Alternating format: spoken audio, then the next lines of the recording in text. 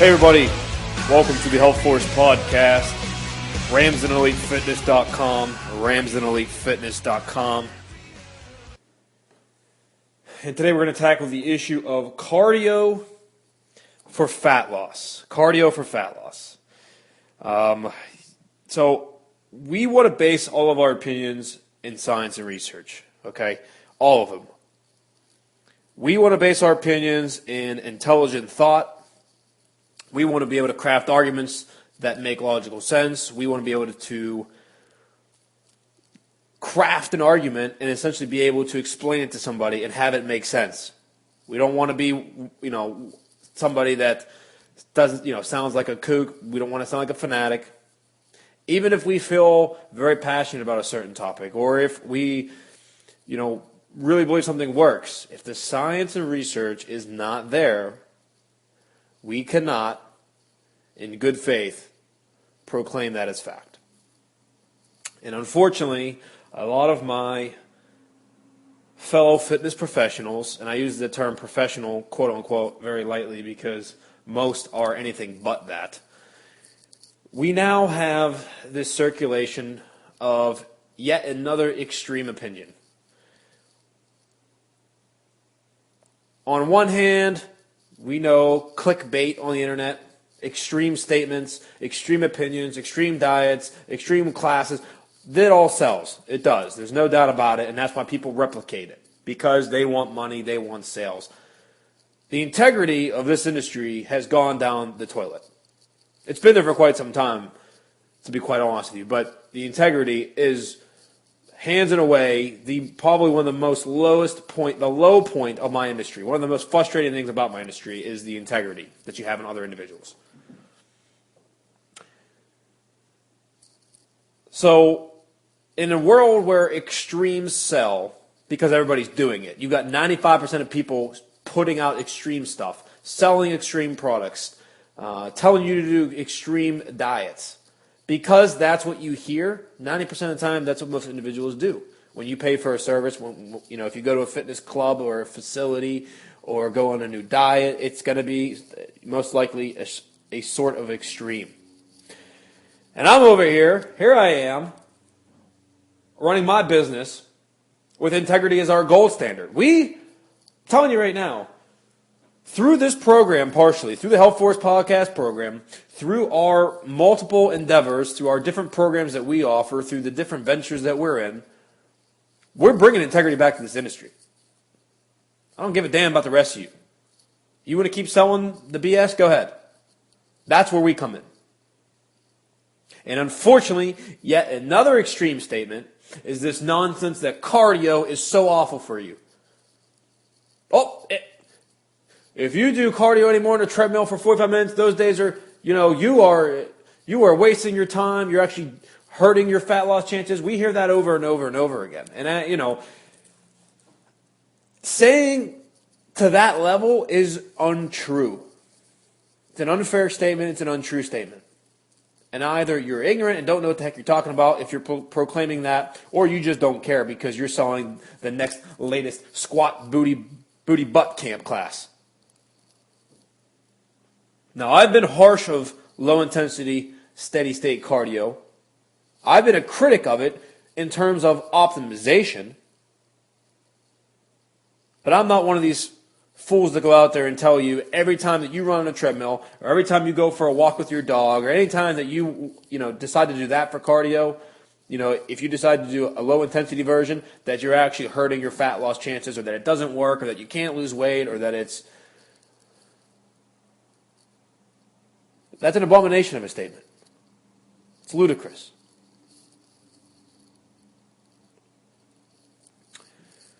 We have a video from Paul Miller. Don't know him. He's got 3 subscribers on YouTube, so it's not like this guy's real well known. Published a video on September 13th, 2015, titled, Why Cardio Doesn't Work for Fat Loss. Why cardio doesn't work for fat loss. So we're going to let him come on and talk about his 3 reasons. Now, look, his video only has 190 views, so it's not like this guy's a big player. But the reason I selected his video is because his opinions that he's going to give in the video are actually very commonplace. I think if you ask your trainer, if you go to the gym right now and you have some butt boot camp class or a toning all around fat burn igniting class, if you were to ask your group instructor, hey, does slow steady state cardio, does that burn fat for me? They're going to give you, they're going to sound like James Miller or Paul Miller. They're going to sound like him. They're going to tell you, oh, no, it's all about the HIIT, the high-intensity intervals. Oh, it's all about this. And look, to a certain extent, if you're talking about optimization, it's correct. You can do high-intensity interval training. You can do Tabata sets. You can do different supersets, tri-sets, big sets, giant sets, circuits. You can do different methods of cardiovascular training. And some may be more optimal than others, or some may be more beneficial. Beneficial is not even the right word. I think you can't beat a better word than optimization because it comes down to time invested, versus like the benefit that you receive from that time. So yes, you could do a circuit or a high-intensity interval training, and maybe in 1/3 of the time you reap the same benefits as a 45-minute steady-state, low-intensity cardio session. Well, I'm not refuting that necessarily, but I have a problem that we have to be extreme all the time. It's always all or nothing, black and white.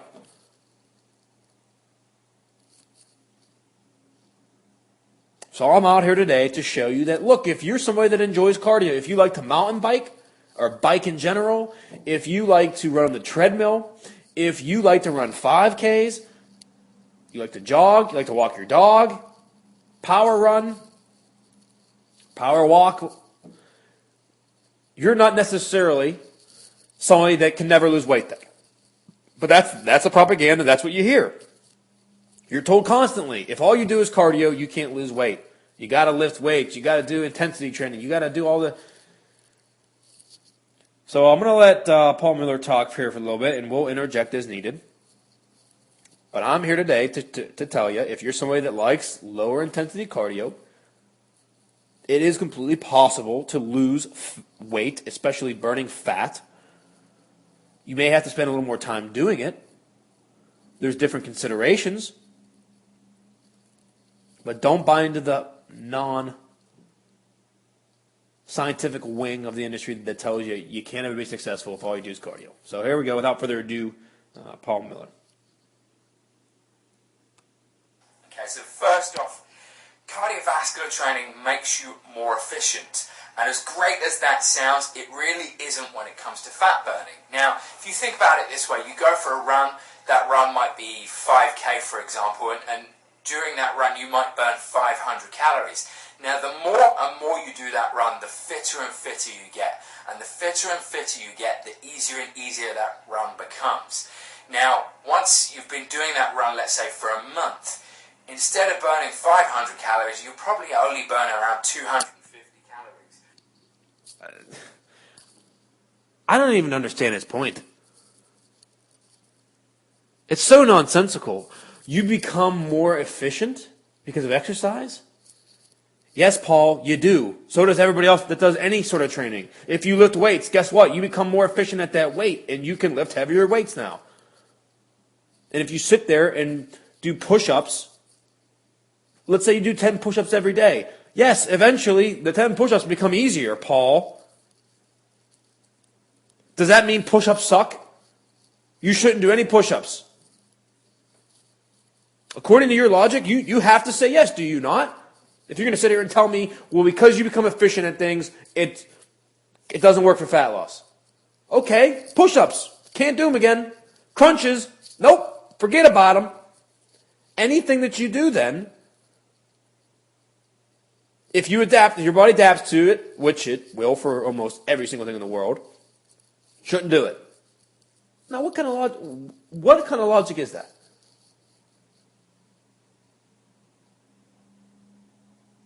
What the issue is here, if you take an individual and they run a 5K, okay? Let's use Paul's example. You run a 5K He's making the claim that eventually you burn less calories doing the same run. Now, first off, I can't even make that statement. I disagree right from the get-go.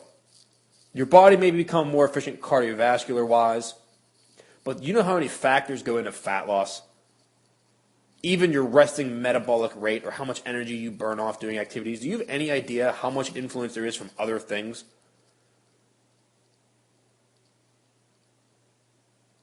It's not, your calorie burn is never exactly 100% the same and will always be the same for one activity over the other. For instance, what if somebody runs a 5K and they run a 5K every weekend, but they also do any sort of weight training, or they change their diet, and maybe they gain a little bit of lean tissue, aka muscle. Maybe they don't gain a little bit of muscle. Maybe they lose muscle. Maybe they lose fat. All of those will influence how many calories they burn on that 5K run every weekend. So it's not just a matter of, well, look, you run and you're going to burn the same calories, and then eventually it becomes easy and you don't burn any more calories. There's the problem, cardio. It's a dumb opinion. Let's continue here with the audio. So in order to keep burning calories after calories, you have to extend that run and you have to go further and further and further. Now people simply... No, you do not. No, you do not. Again, we get into this mindset of extreme and simplicity, and we want to boil things down and act like it's so easy. Again, you know how many variables come into play on running or cardio or low intent, any sort of workout? Do you have any idea how many variables there are? It's not just, okay, you got to extend the run. You can change the intensity. You can change your nutrition. You can change, doing body weight resistance training. You can change a million things. And that 5K run will still be beneficial. You don't got to change your... It gives me a headache because essentially he's going to make the claim that eventually you run a 5K and it's so useless. It won't do anything for you. And that's just absurd. It's absurd. Don't have enough time to be running 3-4 hours a day. It's just not realistic. The second reason why cardiovascular... Can anybody in the audience come on the program and tell me that you run for 4 hours a day and you just can't seem to burn enough calories? Can anybody do that? Please, come on. I'd love to interview you. There are not people that go out there and have to run 4 hours a day just to lose fat. 4 hours of cardio is an insane amount of activity. I don't care how efficient you are, even if you're somebody like Michael Phelps. Remember his famous diet where he eats all the 5,000 calories a day or whatever?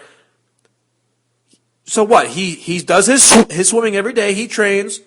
Well, excuse me, Paul. Tell me why he has to have 5,000 calories. Is it because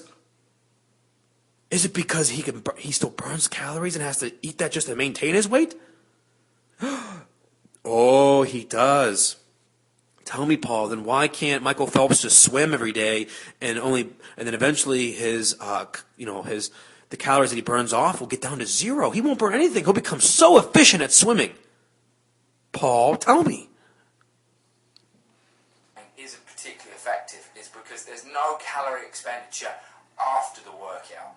So when you do resistance training or high intensity interval training, you have what's called the afterburn effect, or EPOC. Now, EPOC is a number of processes the body goes through when it comes to intensity, and all those processes have to come back down to baseline, and it's that coming back down to baseline that continues the calorie burning effect after the workout. So essentially, when you do a resistance training session or you do a high intensity interval training session, you can burn calories for 24 hours after you've worked out. But Okay. Settle down. This obsession now, here we are. This is on the opposite wing of usually what we're dealing with. But this EPOC. Look, EPOC exists. Certainly, if you do resistance training, there are several processes that go on, including repairing of damaged tissue, that does require energy in order to take place. So yes, you can actually stop like after a weightlifting session, your body's going to still burn up some energy in order to repair the muscle tissue that you just used up. But that's an oversimplification of what happens. For instance, if you do a resistance training session, you're going to burn less calories than if you spend the same amount of time doing cardio. Most individuals that do weightlifting, their heart rate doesn't necessarily get elevated and remain elevated. There's rest sets in between every single exercise, every single set of every exercise. The heart rate comes down. It's not intense. You might not even sweat during a resistance training workout. Now, does that mean resistance training sucks? No. But again, we have an oversimplification of exercise, physiology, chemistry, physics, in order to make an extreme point about cardio sucks and no one should do it. That's all this boils down to. Another thing here about EPOC. EPOC is not that significant. If you're relying on EPOC for your calorie, if you're relying on that to create the energy balance deficit that you have in order to lose fat, you're going to be in trouble because it's not that significant. Yes, it may last for an extended period of time. I don't know if I can even say with confidence that it's going to last 24 hours. I certainly don't think I agree with that statement.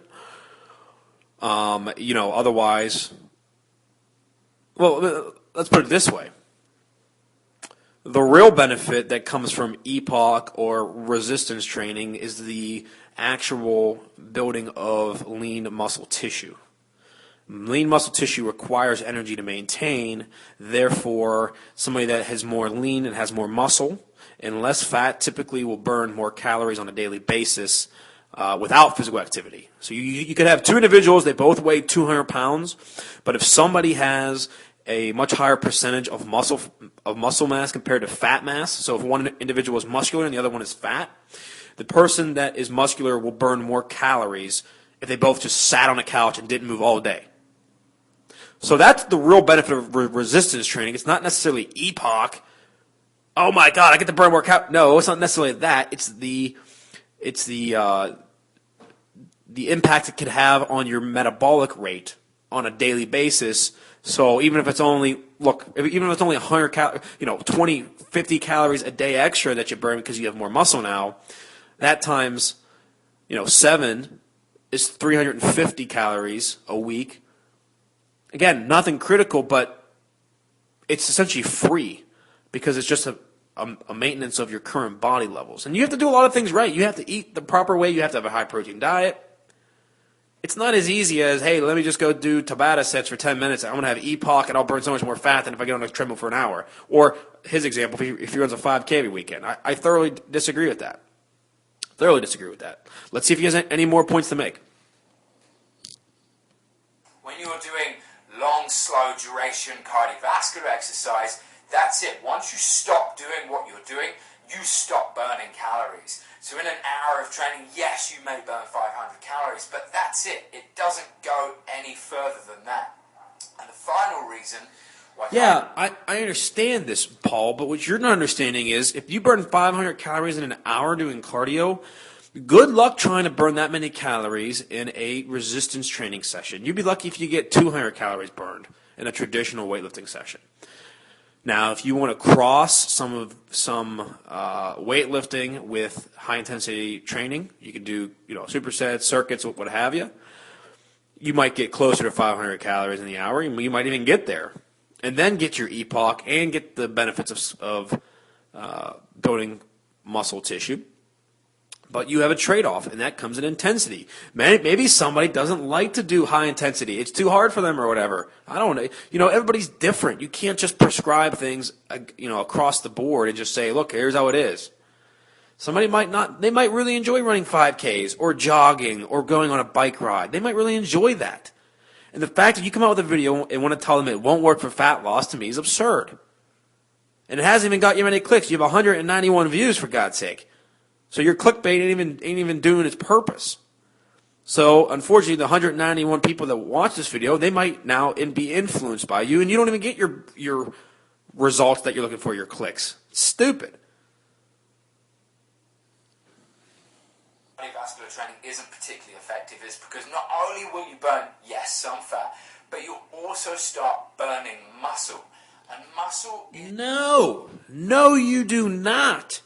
Again, there are so many factors that play into whether your body breaks down muscle tissue or fat tissue or breaks down anything. Maybe you gain weight. There are so many factors. You can't sit here and tell me that it's because of cardio.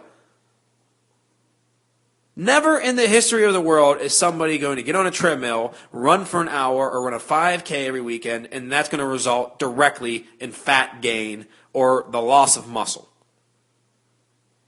No, it does not. There are many factors, protein being a significant one. Are you in energy surplus, energy deficiency? I mean, there are a multitude of factors. You can't come on here and just say, hey, cardio also breaks down muscle. I'm losing my patience with Paul, but he only has about a minute left. Let's see if we can actually make it through the whole minute. I'm betting we can't. Is your metabolism. So the higher your metabolism, the more calories you burn doing nothing. All right? More calories you burn doing nothing, which is great. So your goal in the gym is always to create or boost your metabolism as much as possible. Cardiovascular training, as I said, starts burning and eating away at that muscle tissue, down-regulates your metabolism, and actually makes it harder to burn more calories, which is just crazy. So yes, cardiovascular training does work, but it has to be in conjunction with some form of resistance training and some form of interval training. All right? We've had enough.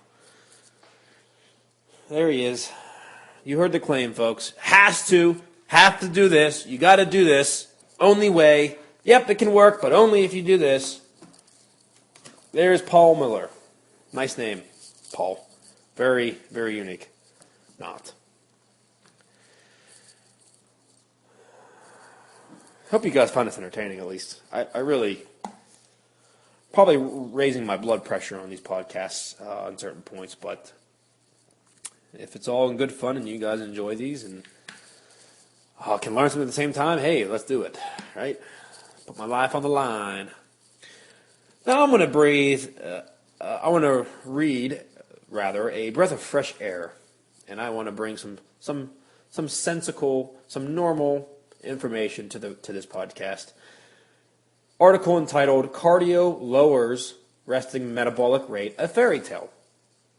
And this fairy tale will be told by Dr. Jose Antonio, a great resource. YouTube it, follow his material. Jose Antonio, definitely Rams Lean Fitness approved as a source. He begins the article by listing out key points, which he'll explain later. Let's go through some of these. First point, there is a plethora of scientific evidence which demonstrates that regular aerobic training, aerobic is cardio, folks, aerobic is cardio, has no effect on resting metabolic rate. Okay, resting metabolic rate, again, is the number of calories that you burn on a daily basis, outside of exercise, essentially. Okay, some studies actually find an increase. Oh, look at that. I thought Mr. Paul just told us, we down-regulate our metabolism. Well, that's funny. Looks like when you have somebody that actually knows what they're talking about, bring some light to the world here, huh? Now, point number 2, resting energy expenditure is largely a function of body weight and fat-free mass, and that's as we mentioned earlier. There's a lot of factors that come into this, but the one of the main ones is your body composition. Again, if your body requires more energy to maintain on a daily basis, you're going to burn more calories, thus your metabolic rate will be higher. Number 3, cardio has become the carbs of the fitness world, quote unquote, and that's from Sean Arendt, PhD, Rutgers University. And you know what? There's definitely some truth to that. Carbs of the fitness world is essentially, he's making the point that how everybody says now that carbohydrates are bad for you. Never have your sugar. Never have carbs. Be in keto. Do the bulletproof. Everybody says that, right? And they make carbs a bad guy. Well, now in the exercise side of things, cardio in general has become the same thing as carbs, where if you do cardio, you're dumb. Point number 4, if you like doing cardio, don't let fitness guru talk you out of it. Next point, if you hate doing cardio, then for Pete's sakes, don't complain about those who do it. Next point, if you want to elevate your resting metabolic rate, gain weight, especially skeletal muscle weight. Next point, resting metabolic rate is by itself a meaningless measure for sports performance, which is true. And last point, if you compete in any sport, and he lists several, measuring resting metabolic rate is about as useful as selling bikinis to Russian women in Siberia. So we're going to expand on some of this. Social media silliness. So what is it about aerobic training, aka cardio, that has gotten the ire of so many fitness professionals? Cardio makes you fat? Yup. And there really is a pot of gold at the end of the rainbow. For my take on cardio, makes you fat baloney, he cites a different piece. Supposedly, cardio, especially the lower intensity variety, will lower your resting metabolic rate faster than a New Yorker can flip you the birdie. So I guess if you go for a walk on the beach after picking out on beer and chicken wings, your metabolic rate's going to drop, right? Magic. So let's say you and your significant other visited Florida. Every morning for a week, you guys walked hand in hand up and down the beach. Sometimes you walked for more than an hour, sometimes not. Would your resting metabolic rate drop because of the dreaded low-intensity cardio? So are all the beach walkers in the world killing their metabolic rate? To quote the former number one tennis player in the world and part-time on the court, John McEnroe, you cannot be serious. Easy enough. So what does the science say about cardio and resting metabolic rate? Below are a series of abstracts that I've shortened and added my comments. It'll give you a snapshot of the literature as it relates to exercise training and resting metabolic rate. I've highlighted the parts that are important of interest to those of you with the attention span of a mosquito. And for this podcast, we will use the mosquito attention span one-liners. Okay, so he goes on and lists here several studies. What are there? 12. He lists 12, and I'm just going to read the bullet point essentially for each one. Study number one, resting metabolic rate adjusted for fat-free weight was not significantly different between groups. Number two, oddly enough, the results showed that exercise training induced a significant rise in resting metabolic rate. Number three, no differences were observed in the magnitude of fat loss or in resting metabolic rate. Essentially, long story short, I'm not reading all these, they would compare cardio training versus weight training, or they would do a combination of both, or placebo versus cardio. And almost every single study that he's going to cite here says there's no significant change. Your resting metabolic rate does not have that big of an impact from the actual training. It's the results of training usually that's going to change it. Okay, if you gain more muscle, then you gain weight, you gain muscle, you're going to burn more calories. You lose weight, you lose muscle, you lose fat, any of the above, you're actually going to lower your metabolic rate, even on a diet. A fat loss diet is going to reduce your resting metabolic rate. All right? Here's his conclusion. The preponderance of the evidence clearly shows that regular aerobic training has little to no effect on resting metabolic rate.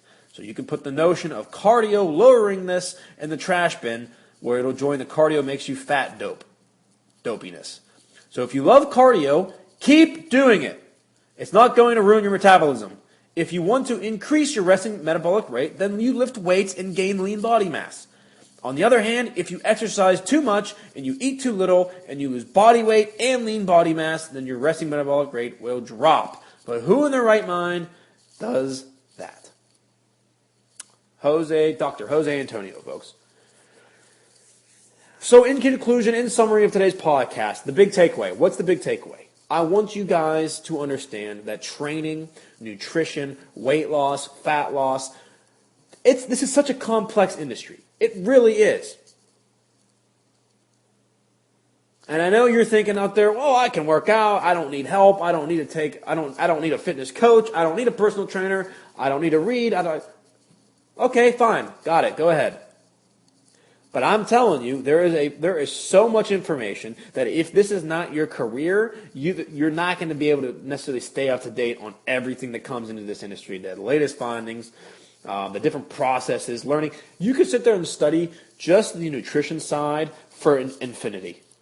Okay, you can sit there and look at all the different vitamins, minerals, the carbohydrate intake, the insulin response. You could do it all day long. So what I want you to understand is It's okay if you've believed some of the stuff that we shatter on this program. If you're somebody that likes to follow the food babe, and our podcast goes through how she wants to talk about yoga mats and bread and all that, and we destroy her, you shouldn't feel bad. You should be mad. I'd be mad at her. I'd be mad at these individuals that are putting out this nonsense. This is not your everyday job. You don't know this information. It doesn't, this isn't maybe you are passionate about fitness, but it's not on the level of career or life mission. So first off, understand information is one thing, but receiving the correct information is another. And then thirdly, applying the correct information is completely different from applying bad information or not applying information.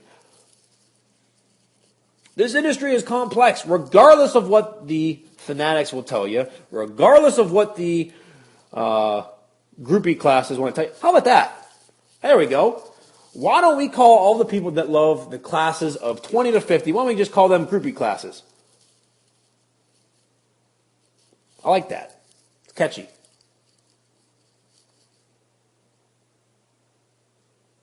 Okay, let them talk about how cardio is bad for you, and you got to get it all together, and we're trying to cut through this. It's going to be a while. We're going to have this podcast is the future of it is indefinite, aka there is no end point to it. Like I'm not going to just do 50 episodes and call it a day. Okay, that was fun. Everybody go listen to it. The industry's ever evolving, and it's going in the wrong direction. Thankfully, my life mission gives me purpose, and I want to start reversing some of this stuff, okay? It's a very egotistical industry. Everybody wants to think they're right, and that's the problem is I don't necessarily ever claim to be the number one guy in this industry. I highly doubt I will ascend to that level. What I will do, though, is be very practical about things. I will look at information that other smart people do, the people that specialize in the research, the science. Someone might specialize in exercise phys, someone might specialize in nutrition. If I listen to the best in every field, I have a nice blanket across-the-board approach to health and wellness and fitness. And I can give you a nice summary, encapsulate everything on this HealthForce podcast program, and give it to you without you having to go and finding all those individual researchers on your own. So the takeaway point today, cardio. There are so many factors that go into things. Don't believe the clickbait. Don't fall into the extremes. If it sounds thought-provoking in health and fitness, it usually, unfortunately, is not true. That's just the way it is. I wish, look, what I preach is just basic common sense approach to things. Small changes over time.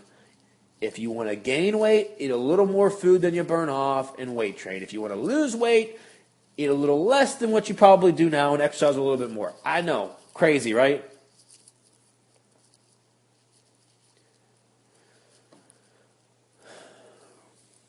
So, cardio. If you like doing cardio, continue to do cardio. It's not the end of the world. You're not killing your metabolism. You can run 5Ks all you want. It does burn fat. It burns calories. But you've got to look at the big picture. If your diet's not on point, you're not going to burn fat. You're not going to gain fat. You'll probably gain fat. There's so many components to this. We're not going to get involved in this episode. We're getting ready to wrap this up. But cardio in and of itself, I want you the takeaway point today. Cardio is not bad for you. Takeaway point. I'll repeat it one more time. Cardio is not bad for you. I'll go even a step further. Low intensity, steady state cardio is not quote unquote bad for you. The same way that I would even argue that 1 can of regular sugar-packed Mountain Dew is quote unquote not bad for you. I wouldn't say that. 5 cans of Mountain Dew every day, that's bad for you. 1 can, whenever you want it, and you end up having it once a week or once every 2 weeks, fine. Not bad for you. Hope you've enjoyed the podcast on cardio. If you're somebody that loves cardio, if you're a cardio zealot, you're a cardio freak, comment, give us your feedback. Email is ramsdenelitefitness@gmail.com. Social medias, Ramsden Elite Fitness. That's Instagram, Facebook, Twitter. We are Ramsden EF. EF stands for Elite Fitness. YouTube channel, Ramsden Elite Fitness. Come on, give us that feedback. Give us those personal stories. Tell us your experiences with cardio. Love it, hate it. I'm interested. And I will see all of y'all next week for another invigorating topic of common sense, scientific reality, in the health industry. Thank you for listening.